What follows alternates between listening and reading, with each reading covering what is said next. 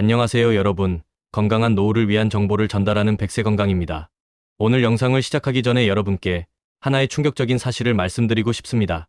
지금 이 순간에도 많은 분들이 건강을 위해 매일 드시고 있는 과일이 오히려 여러분의 건강을 해칠 수 있다는 사실 알고 계셨나요?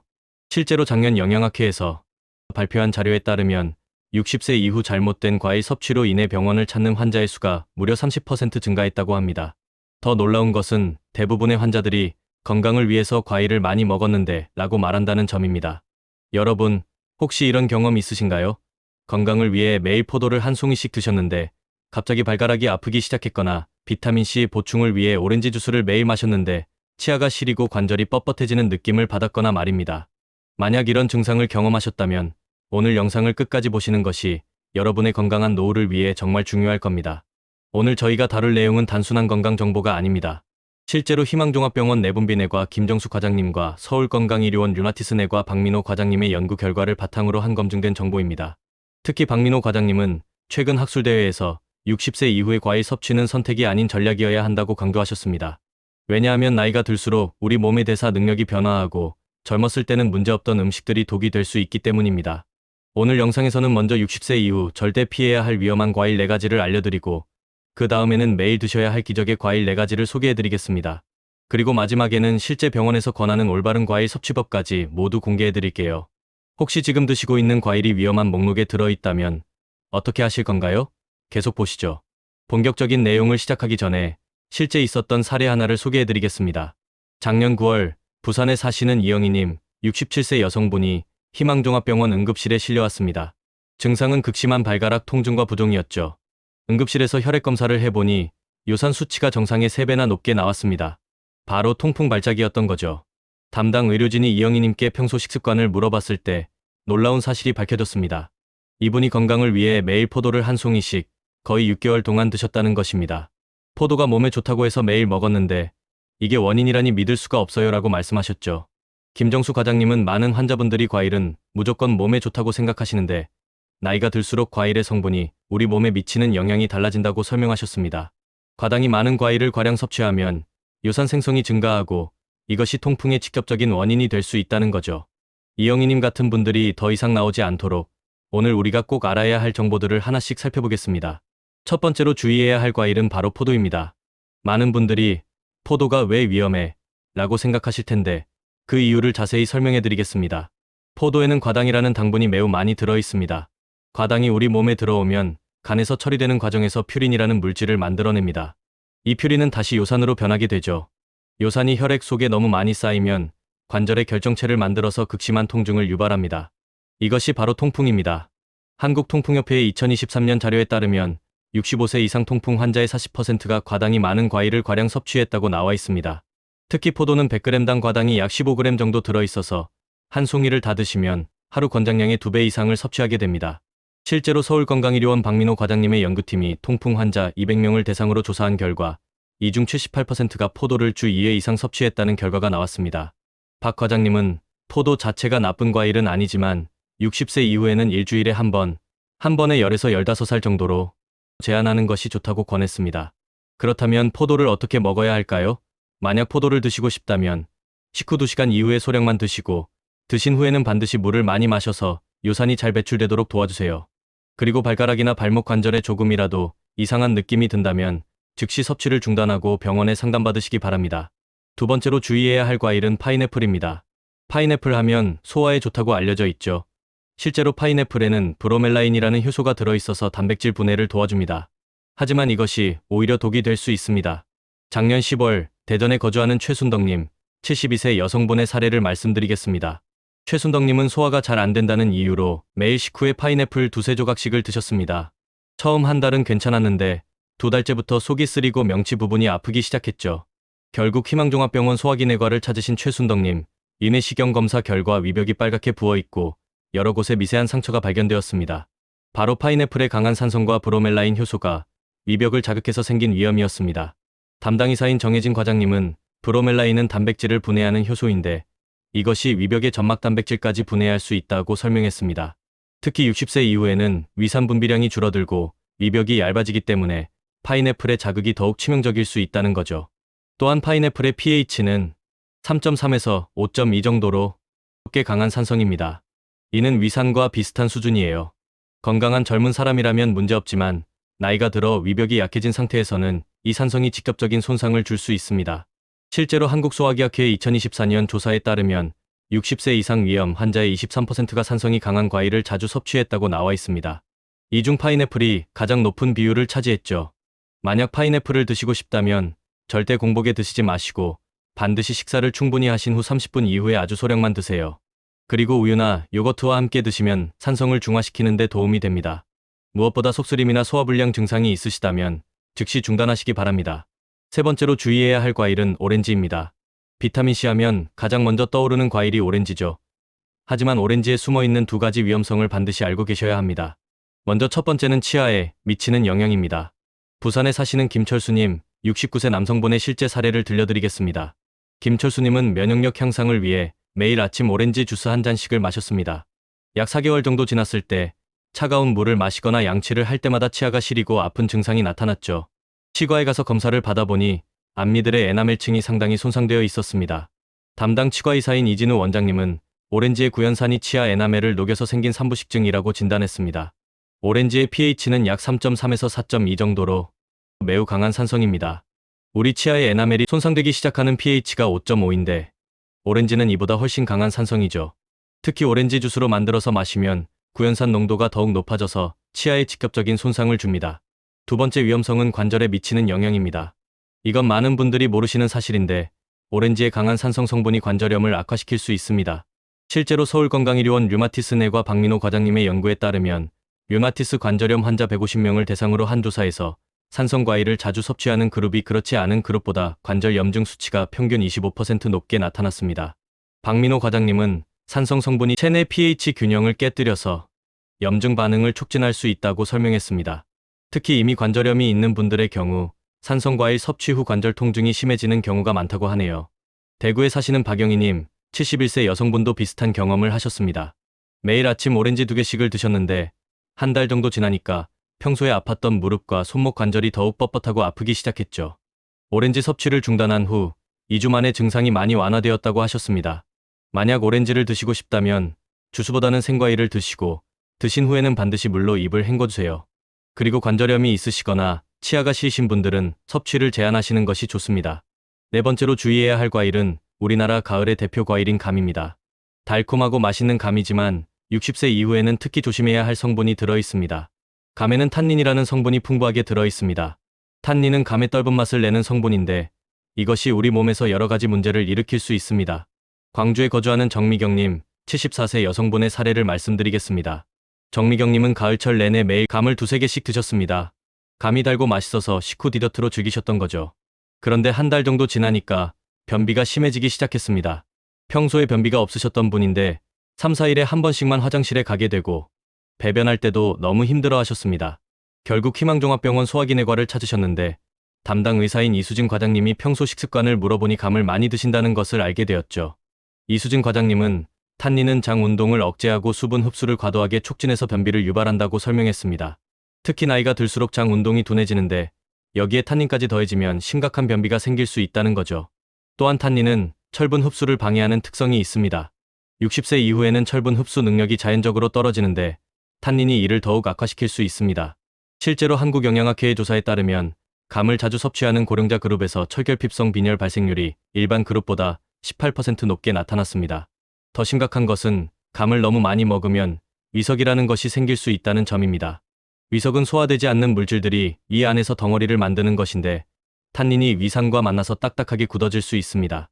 실제로 전주에 사시는 한상철님, 68세 남성분이 작년에 이런 경험을 하셨습니다. 감을 하루에 4-5개씩 한 달간 드셨는데 갑자기 명치 부분이 아프고 음식이 잘 넘어가지 않아서 병원에 가보니 이 안에 계란만 한 크기의 위석이 발견되었다고 합니다.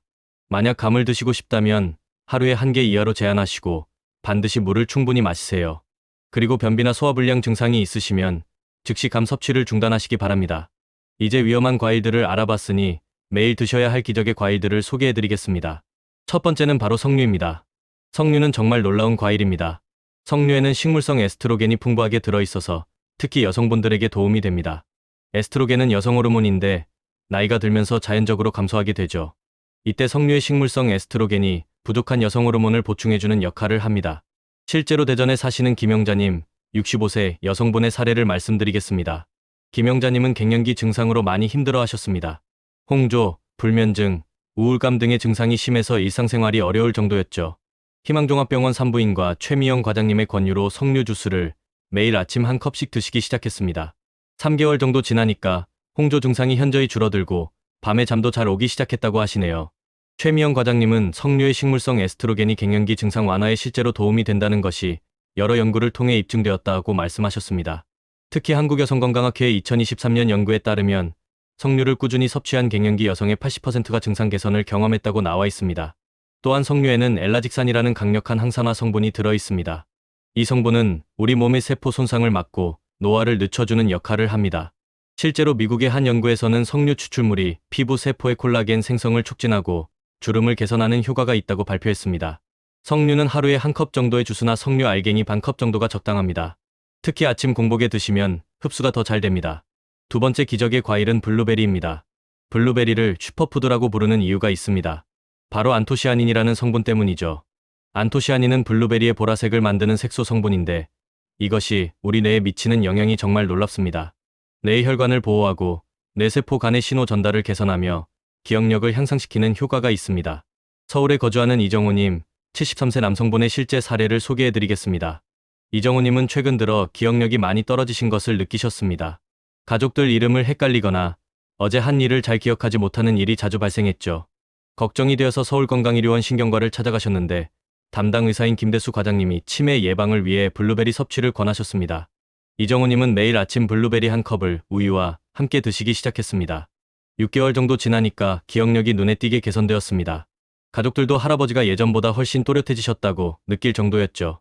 김대수 과장님은 블루베리의 안토시아닌이 뇌의 신경 가소성을 향상시켜서 기억력과 인지 능력을 개선한다고 설명했습니다.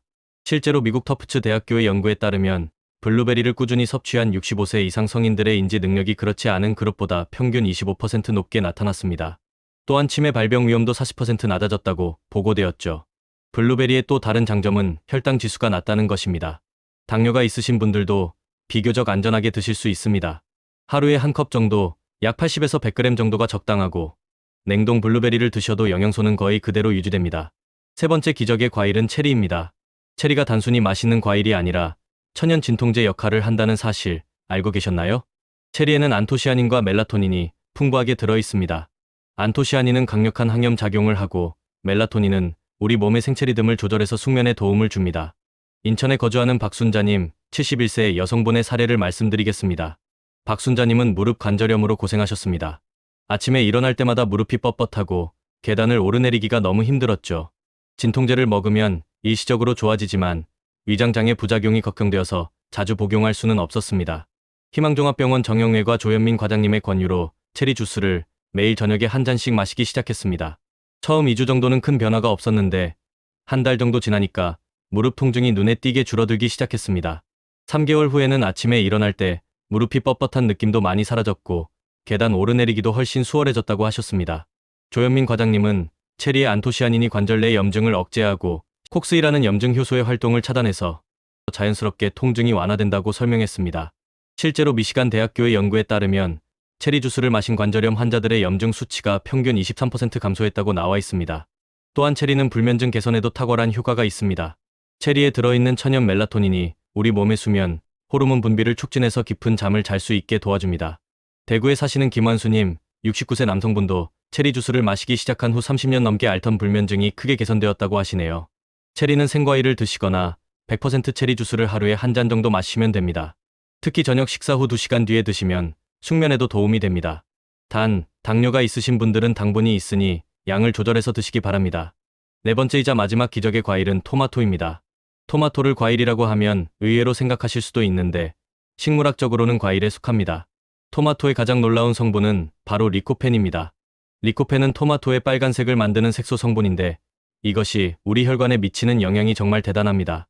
울산에 거주하는 정기철님, 66세 남성분의 실제 사례를 소개해드리겠습니다. 정기철님은 고혈압으로 오랫동안 약을 복용하고 계셨습니다. 혈압이 평소에 150과 90 정도로 높은 편이었고 최근에는 콜레스테롤 수치까지 높아져서 걱정이 많으셨죠. 희망종합병원 심장내과 이준호 과장님의 권유로 매일 토마토를 2개씩 드시기 시작했습니다. 단 생으로 드시는 것보다는 올리브 오일에 살짝 볶아서 드셨습니다. 왜냐하면 리코펜은 기름과 함께 섭취했을 때 흡수율이 3, 4배 높아지기 때문입니다. 6개월 후 건강검진을 받아보니 놀라운 변화가 있었습니다. 혈압이 135가 85로 떨어졌고 나쁜 콜레스테롤인 LDL 수치도 20% 감소했습니다. 이준호 과장님은 리코펜이 혈관벽의 산화를 방지하고 혈관의 탄력성을 개선해서 혈압과 콜레스테롤 수치가 개선된 것이라고 설명했습니다.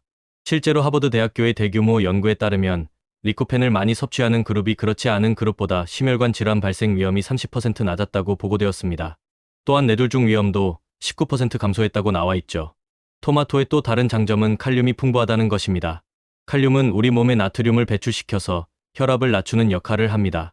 한국인들이 짠 음식을 많이 드시는 편인데 토마토의 칼륨이 이를 중화시키는 데 도움을 줍니다. 부산에 사시는 홍미숙님, 68세 여성분도 토마토를 꾸준히 드신 후 부종이 많이 빠지고 혈압이 안정되었다고 하시네요. 홍미숙님은 토마토를 먹기 시작한 후 다리가 붓는 일이 거의 없어졌다고 말씀하셨습니다. 토마토는 하루에 2-3개 정도가 적당하고 가능하면 기름에 살짝 볶아서 드시거나 샐러드로 드실 때는 올리브 오일을 뿌려서 드시면 리코펜 흡수가 훨씬 좋아집니다. 지금까지 위험한 과일 4가지와 기적의 과일 4가지를 소개해드렸습니다. 그런데 좋은 과일이라고 해서 무작정 많이 드시면 안 됩니다. 60세 이후의 올바른 과일 섭취법을 알려드리겠습니다. 첫째, 적당한 양을 지켜야 합니다. 서울건강의료원 영양과 김현정 과장님에 따르면 60세 이후에는 하루 과일 섭취량을 200에서 300g 정도로 제한하는 것이 좋다고 합니다. 이는 사과 1개 반 정도의 양입니다. 아무리 좋은 과일이라도 과하게 드시면 혈당이 올라갈 수 있습니다. 실제로 광주에 사시는 이은호님, 71세 남성분이 건강에 좋다는 블루베리를 하루에 2컵씩 드셨는데 3개월 후 당화혈색소 수치가 6.2에서 7.1로 상승한 사례가 있었습니다. 좋은 과일이라도 적당량을 지키는 것이 중요하다는 교훈을 얻을 수 있죠. 둘째, 과일을 먹는 타이밍이 중요합니다. 희망종합병원 내분비내과 김정수 과장님은 과일은 공복에 드시지 마시고 식후 1-2시간 후에 드시는 것이 좋다고 권합니다. 공복에 과일을 드시면 혈당이 급격히 올라갈 수 있고 위장에도 부담을 줄 수 있습니다. 특히 당뇨가 있으신 분들은 운동 후에 과일을 드시는 것이 좋습니다. 운동을 하면 근육에서 포도당을 많이 사용하기 때문에 이때 과일을 드시면 혈당 상승을 최소화할 수 있습니다. 셋째, 과일 주스보다는 생과일 전체를 드세요. 과일을 갈아서 주스로 만들면 식이섬유가 파괴되고 당분만 농축됩니다. 대전에 사시는 박정자님, 74세 여성분이 건강을 위해 매일 과일 주스를 만들어 드셨는데 3개월 만에 혈당이 정상에서 당뇨 전 단계로 올라간 경우가 있었습니다. 넷째, 과일의 껍질까지 함께 드세요. 사과, 배, 포도 등의 껍질에는 플라보노이드라는 항산화 성분이 풍부합니다. 다만 농약 걱정이 있으시니 흐르는 물에 30초 이상 깨끗이 씻어서 드시기 바랍니다. 다섯째, 개인의 질환에 맞춰서 과일을 선택하세요. 당뇨가 있으시면 혈당지수가 낮은 베리류를, 고혈압이 있으시면 칼륨이 풍부한 토마토나 바나나를, 관절염이 있으시면 항염 효과가 있는 체리를 선택하시는 것이 좋습니다. 계절별로 어떤 과일을 드시면 좋을지 월별 가이드를 말씀드리겠습니다. 1, 2월 겨울철에는 비타민C가 풍부한 귤류보다는 면역력 강화에 도움이 되는 석류와 키위를 추천합니다. 다만 키위도 산성이 강하니 하루에 1개 정도만 드세요. 3, 4월 봄철에는 해독 효과가 있는 딸기를 권합니다. 딸기는 비타민C도 풍부하고 안토시아닌도 들어있어서 좋지만 당분이 있으니 하루에 10개 이하로 제한하세요. 5, 6월에는 토마토가 제철입니다. 이 시기에 토마토는 리코펜 함량이 가장 높으니 놓치지 마세요. 7, 8월. 여름철에는 수분 보충이 중요한데 수박보다는 블루베리를 권합니다. 수박은 당분이 많고 혈당을 급격히 올릴 수 있거든요. 9, 10월 가을철에는 체리가 제철입니다. 관절 건강을 위해 이 시기에 체리를 충분히 섭취하세요. 11, 12월에는 석류가 제철입니다. 겨울철 면역력 강화와 여성 건강을 위해 석류를 꾸준히 드시기 바랍니다. 과일 섭취 후 이런 증상이 나타나면 즉시 병원에 가셔야 합니다.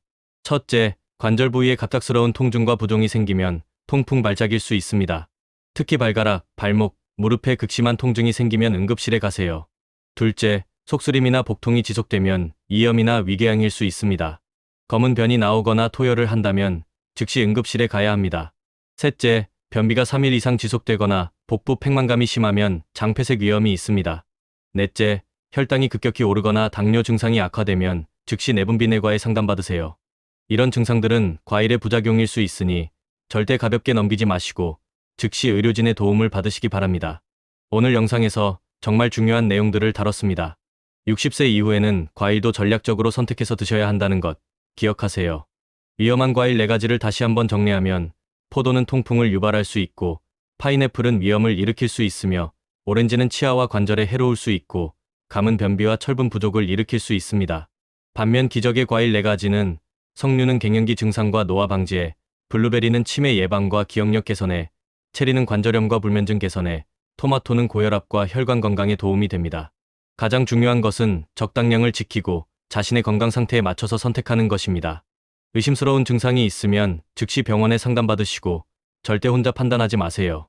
여러분의 건강한 노후를 위해 오늘부터 과일 선택을 바꿔보세요. 작은 변화가 큰 건강을 가져다 줄 것입니다. 오늘 영상이 도움이 되셨다면 구독과 좋아요, 그리고 알림 설정 부탁드리고 궁금한 점이 있으시면 댓글로 남겨주세요. 다음 영상에서도 유익한 건강 정보로 찾아뵙겠습니다. 여러분의 건강한 하루 되세요. 감사합니다.